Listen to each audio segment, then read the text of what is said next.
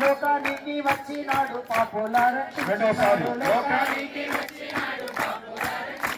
ఈ లోకానికి వచ్చినాడు పాపులా రక్షించినాడు